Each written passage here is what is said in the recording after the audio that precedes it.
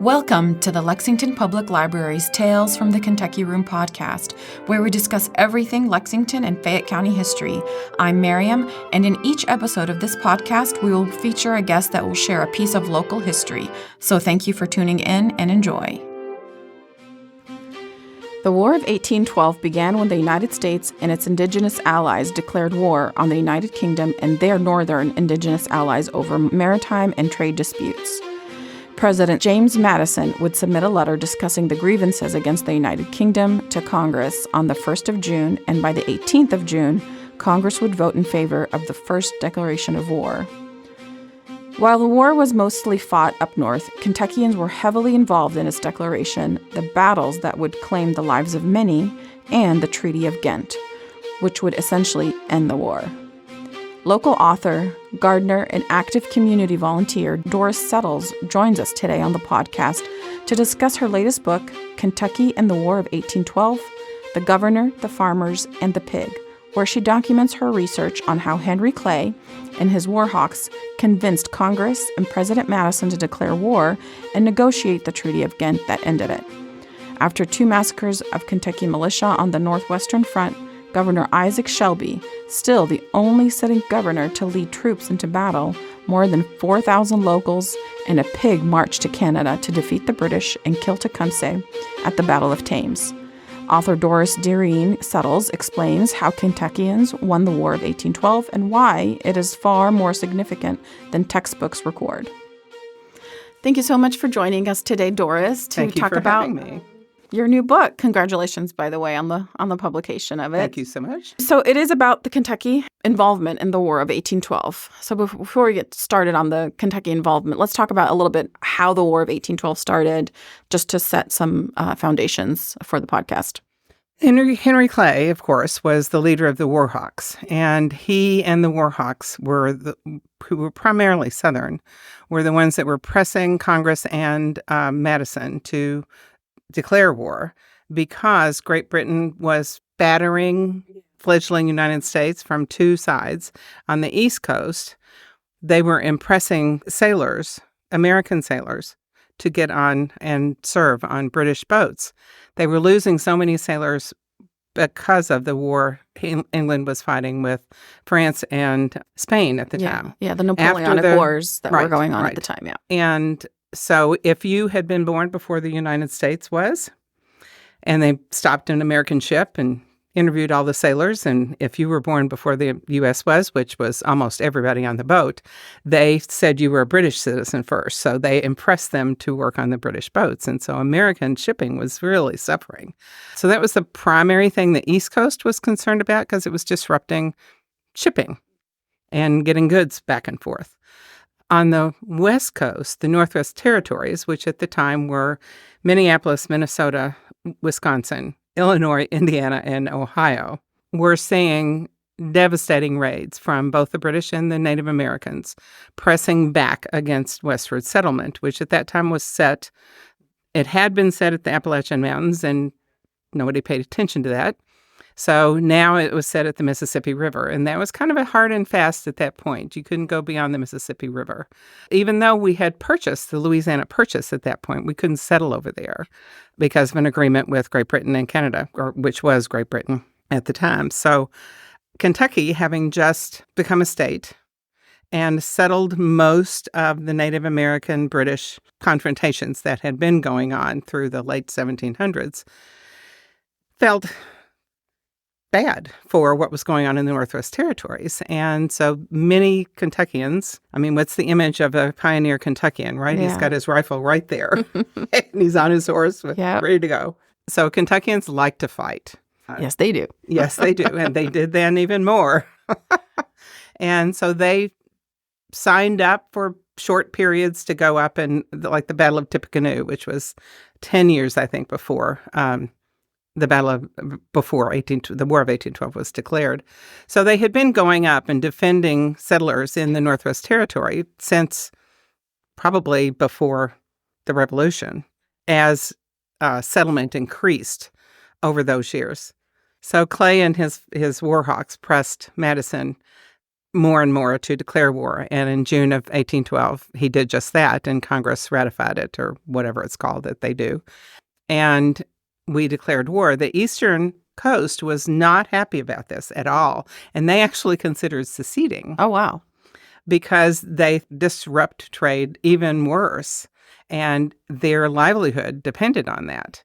And yet Kentucky and the people in the Northwest Territory were getting killed and losing their crops and their farms, because that was one thing the Native Americans would do, was raid and burn all the crops and houses and whatever. So that was the impetus for the War of 1812. Kentucky, being Kentucky, got very involved, had been involved before it started, and just got more involved when it started. William Henry Harrison was declared the governor of the Northwest Territory, who was great friends with Isaac Shelby and Henry Clay. So he recruited troops from Kentucky routinely. Yep. And so those volunteer companies from Kentucky, of course, made their way to the battlefields. Exactly. And therefore, many, many, many Kentuckians were killed. It was 4 of 5 Kentucky males fought in the War of 1812. So 80% of Kentucky men fought in the War of 1812. Over 66.6% were killed. Overall, were Kentuckians. Yeah. So let's talk about a few of the battles that were involved, or the Kentuckians were involved in, which is the first one was the Battle of the River Raisin. River Raisin. Yes. That's the first one I focus on in here. Really, although I talk about Tippecanoe and other battles that led Fort Meigs and Dudley's defeat and all of that led up to River Raisin. There were 1,000 Kentuckians that went there to fight. 6 survived. That must have been a really... 6 survived or were not POWs. There were several POWs, and they were marched to Fort Niagara and taken to England. There was the story of one man in the book that went to England, and it took him 40 years to get back to Kentucky and find his wife. Oh, my goodness. Can you imagine coming back to your wife after 40 years? After no. 40 years. And whether she would even be there or be married to somebody else or whatever. Exactly. But when they went into the Battle of River Raisin, first it looked like they were winning. And that was true at the Fort Meigs battle as well. And then after the battle was over, they took the prisoners and put them in a stockade. And there were houses in the stockade, so they were supposed to stay there. The British, who were supposed to be overseeing the prisoners, turned to the Native Americans and said, do what you want. Yeah. So they did. They burned the entire encampment. And if the men tried to, or women or children, because women and children went with their husbands as a rule. I see. Okay. Not as a rule. There were limits to how many could come, and they actually drew straws the night before they left to see who got to go, which wife and family got to go. And so as they tried to get out of the burning houses, the Native Americans would massacre them.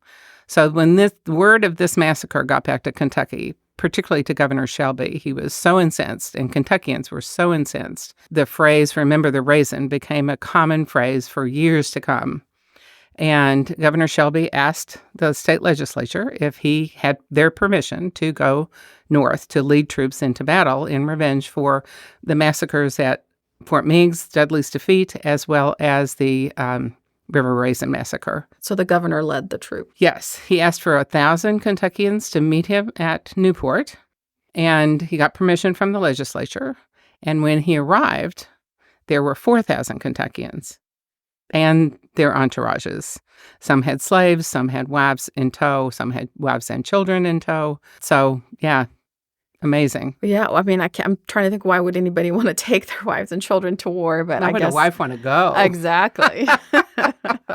And my ancestors may have been on that. I have 3 ancestors that were on that truck. That's interesting. So have you done your genealogy and yes, traced it back to? Oh, that's incredible. And I've actually traced one, I've verified one. I'm a member of the Lineage Society Daughters of 1812. And with that ancestor, John S. Oakley, who's in the book, became a state legislator after the War of 1812. Anyway, he was on the truck from Newport to the Thames in Canada with the pig and Governor Shelby. Yeah. And I don't know if his wife and children, he had 2 children at that time, went with them or not. But that's the theme, I guess, or central theme of the Kentucky Humanities Speakers Bureau talk that I do as Peggy Oakley. Her name was Margaret, but she was called Peggy. And she lived to be a ripe old age. And so it's interesting for me to put her in that position, having followed him north and help in the battle, which many women did. They reloaded guns, they reloaded cannons, and were right there in the thick of it with their husbands. I don't know what they did with the children. I'm hoping they were reloading as well. One of the children, her children, would have been 18 months old, so I guarantee he wasn't on the battlefield. No. So you mentioned the pig. Tell us a little bit about this interesting pig that followed Governor Shelby. Well, remember I said there were 4,000 men milling about in Newport, looking for entertainment. And as men are wont to do, they were looking for things to bet on. So 2 pigs were fighting in the street over probably a crust of bread or a piece of ham or a bone or whatever. And so the men gathered around and started betting on them and encouraging one pig or another pig. And one pig got run off. So the victorious pig, they kind of adopted. And they as their mascot. And it was a female. It was a sow. So they gave her rub downs and they fed her and so forth while they were waiting for Governor Shelby to show up. And when Governor Shelby showed up, and he said, okay, let's get on the boats to go across the Ohio and let's start north. So the pig tries to get on the boats with them. And Shelby and the men said, go home, pig. And at that point in time, livestock was not fenced in, so it just wandered wherever. And when it got hungry enough, if nobody would feed it or it couldn't find any food, it would go back home. So the pig wasn't going to stay put. So they're on the boats crossing the Ohio River, and they look down, and the pig swims the Ohio River. Incredible. Who knew pigs could swim? Who knew? That's a sight I'd like to see, though. And when they got across, they congratulated the pig and fed the pig, and it followed them all the way to Put-in-Bay. I mean, if he went through the trouble of swimming the river, then he deserves to go. Exactly. They certainly adopted him, and named him Kentucky Militia Pig. And he marched with them all the way up to Put-in-Bay on Lake Erie, at which point they decided he can go with us to Canada. And so they're getting on Oliver Lewis Perry's boats. The week before, he had just secured Lake Erie for American purposes. And so they're getting on the boat, and they're trying to get the pig to come on, and the pig's refusing to get on and go into Canada. One of the journals of the men that was there said our Kentucky Militia Pig was too much of an American to set foot on foreign soil. So they were quartering some of the horses at Put-in-Bay, so they just put the pig in with the horses, and he was there when they came back. That's incredible. So the research that you put into this revealed, several important figures throughout this, one of which is Richard M. Johnson. Talk to us a little bit about him and his role. Interestingly, Richard Mentor Johnson was serving in Congress during the War of 1812. With the Shelby and the 4,000 Kentuckians and the pig started marching north in August of 1813. So a full year and a month, 2 months after the war began. So he resigned his position in Congress to go north with Governor Shelby. So he came from Washington, went to Newport with everybody else, and led a division north. Almost all of the Kentucky volunteers were mounted. Some of them, when they got to Put-in-Bay, were diverted to come around on land to Detroit and then go north from Detroit. Most of them left the horses at Put-in-Bay and got on the boats and went across with Perry. So Richard Johnson was on that trek going north, and he had a group of people. He was one of the ones that got on the boats, and then many of them got horses after they got into Canada. I'm not sure how that happened, and went up to the Thames, which is a river north of the River Raisin, but it's in Canada, and met the British under Proctor and the Native Americans under Tecumseh. And of course, at that point, Tecumseh has spent 8-10 years trying to gather tribes together all up and down the United States, from Canada all the way to New Orleans, to create a pan-Indian confederacy to push back politically against the settlement, further encroachment on their land. And Tecumseh was originally from Chillicothe, Ohio, and at this point he's living in northwest Ohio, almost Indiana. And so he's already been pushed out of 2 places where he's lived. And he was an incredible politician. The more you learn about him, the more respect you have for him. He just was an amazing person and very ethical. When he found Native Americans slaughtering whites or British or Americans, he put a stop to it, and he would kill the Native Americans to make them stop. So he was there as well in the fight, and the Native Americans were in the swamp to the right, and the British were to the left on the main road. And within 5 minutes, the fight was over with the British, and Proctor left everything, was hightailing it north into Canada. Left his wife there. Oh, my. Okay. Yeah, I don't know that marriage survived. I haven't researched into it, but I can't think that it would. And so they fight at the Battle of the Thames, and Richard Johnson and his brother go into the swamp mounted, and some of his troops were mounted, some were not. I don't know if my ancestor was or not. And Richard Mentor Johnson, after the battle, claimed that he killed Tecumseh. Okay.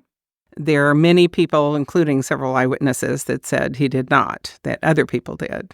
But he had a great social media manager or something, whatever social media was in 1813 or whenever he was running for vice president. He got the word out that Rumsey Dumpsey Johnson killed Tecumseh. Wow. And so he was elected vice president along with Martin Van Buren as president. And that was his claim to fame until he died. So politicians have always had spin doctors. That's right. Exactly. To make their... And the book lists there are 5 people that may factually have killed Tecumseh. Yeah. And the book tells which ones and it's always most hard. Reasonable. Yeah, it's hard to, pinpoint what is fact from fiction in a Right. chaos of war, really. So, well, even outside of war, my Prohibition book talks about how bourbon was invented, and there are 6 or 7 different invention stories about how bourbon came to be. And of course, Bourbon County claims Elijah Craig, and Nelson County claims Waddy Boone, who was the first person to ask for a state license to sell bourbon in 1776, I think. And he was in Nelson County in 74. yeah. So he likely is the person who invented bourbon, but we will never know. We'll never know. And we will never know who actually killed Tecumseh. And actually, Simon Kenton, who was at the battle, and he had met Tecumseh on numerous occasions and considered him a friend, as did Harrison. Harrison had incredible respect for Tecumseh. And so the American Kentuckians asked Simon Kenton to identify Tecumseh on the field so they could desecrate his body. Mm. And Kenton pointed to a random Native American and said later in his life that he misidentified Tecumseh on purpose. He didn't want to see his friend's corpse desecrated. Nobody knows where Tecumseh is buried. Nobody knows how he got off the field. It was traditional practice for Native Americans to remove all their dead from a battlefield. Yeah. They had to leave so fast they couldn't do all of that, but nobody could identify Tecumseh on the field after that. So. Yeah. The battle and war always make people do things that, normally wouldn't do, unfortunately. The war was ugly, but it came to an end through the Treaty of Ghent, or at least officially. Yeah. Actually, the Battle of the Thames was the end of the war, because after that, British being routed, Pan-Indian Conference falling apart, Great Britain said, we're done. Let's get to the table and end this thing. So that was the beginning of the end of the War of 1812. Of course, it went on for another year and a half, communication being what it was. And the Treaty of Ghent was actually signed 2 weeks before the Battle of New Orleans took place. Mm. So that technically wasn't an 1812 battle, although certainly that's why it was fought. Yeah. And who was involved in that treaty and ratifying that treaty? Again, Henry Clay. Yeah.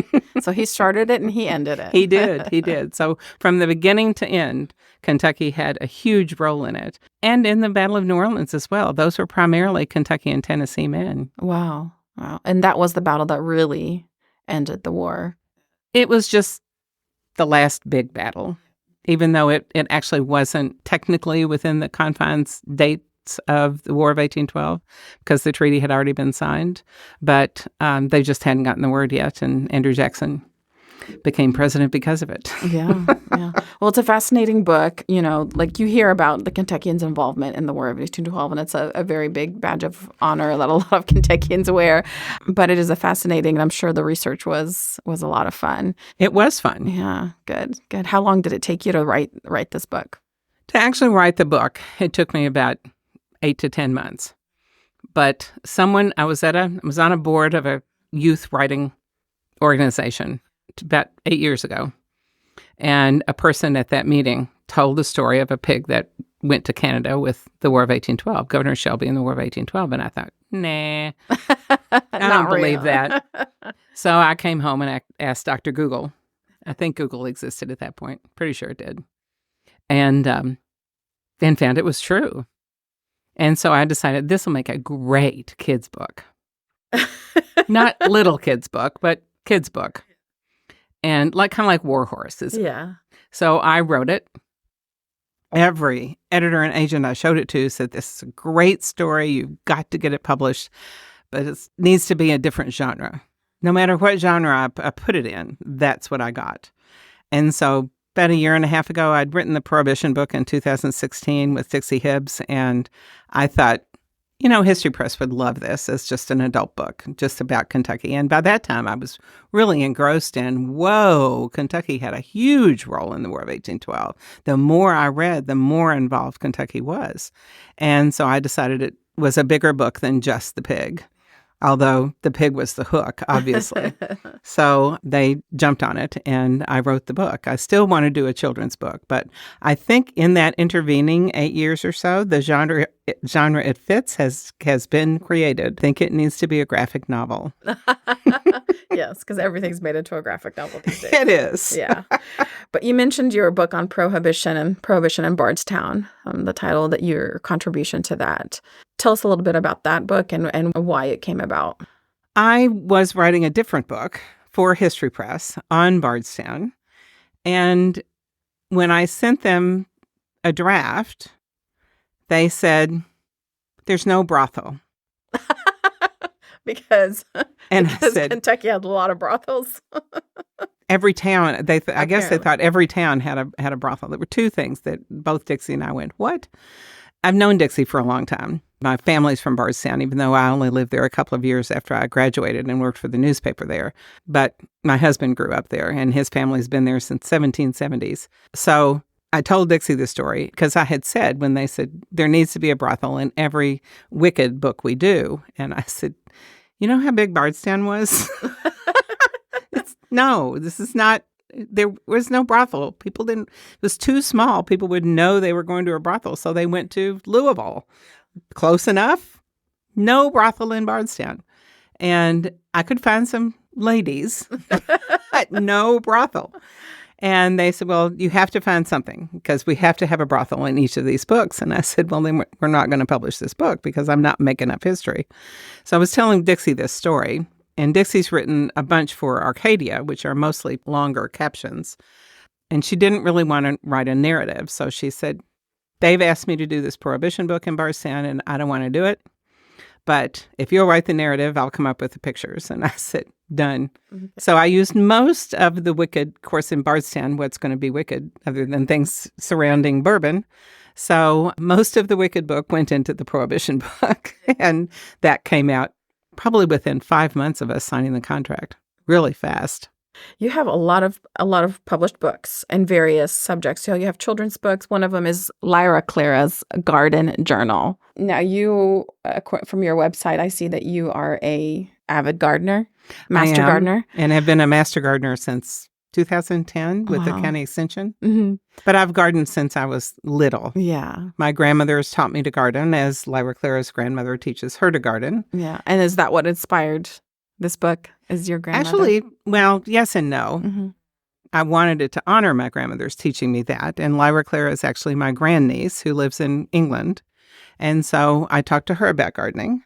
But the impetus for it, I did a lot of speaking at and workshops at education, mental health, and juvenile justice conferences back in the day. And when Richard Louv came out with The Last Child in the Woods and the No Child Left Inside movement began, I got really involved in that as somebody very interested in gardening and the natural world and ecological issues, environmental stresses, and so forth. So I began doing presentations on that and did that for a number of years. And so when I started writing books, when I stopped working and started writing books, which is work. Which is work, definitely work. It is. A different kind of work, though. Yeah. I decided I wanted to write a children's book that would encourage kids to get out in digging in the dirt. And planting flowers and so forth. So I came up with the idea of Lyra Clara learning to garden from her grandmother, going home. Her parents are not at all interested in gardening, which my parents were not either. And so I just went and bought plants and stuck them in the yard. And so I was putting shade plants in sun and sun plants in shade. I didn't know. Well, that's how you learned. It is. And I had a neighbor who was wonderful. She would come down and help me figure out what needed to go where and what I shouldn't put next to something else and so forth. And her backyard looked like my grandmother's. And so she was wonderful and a great help to me in learning how to garden. So that's Lyra Clara does that. She goes home and grows her own garden and then remembers her grandmother. When she's with her grandmother, they cut a bouquet and take it to somebody every day. So she decides to do that. And nobody in her neighborhood grows any gardens. They have the requisite 3 shrubs and a tree, and that's it, which was what my parents had. And so she remembers doing that with her grandmother. So she starts taking bouquets to the neighbors. But there's this one curmudgeon who always yells at the kids. There's always a curmudgeon in a neighborhood. There should always be a curmudgeon in the neighborhood. And he doesn't act like he likes kids and so on. So finally, she's given bouquets to everybody. And so she has to go give some to Mr. Thorny. So she goes up and they end up friends and growing their own flowers. And then the last page in the Lyra Clara's flowers book is how to grow zinnias. Because in my opinion, there's no better pollinator plant than a zinnia. And once you have one blooming zinnia plant, you never have to buy another zinnia seed because the flowers turn into seeds.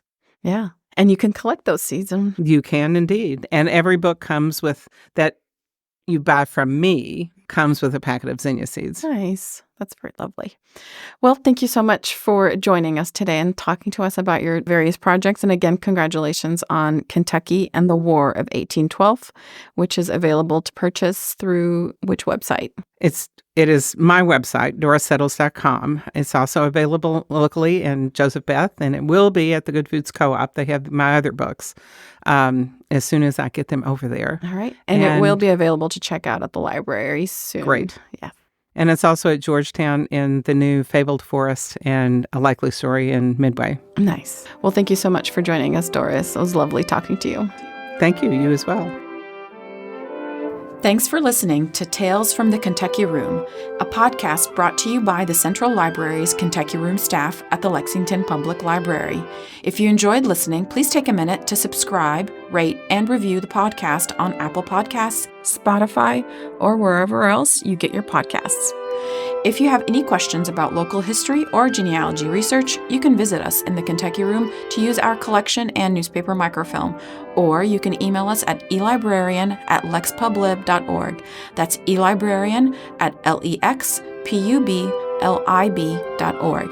I'm Miriam, and we'll be back with another trip down Lexington's memory lane.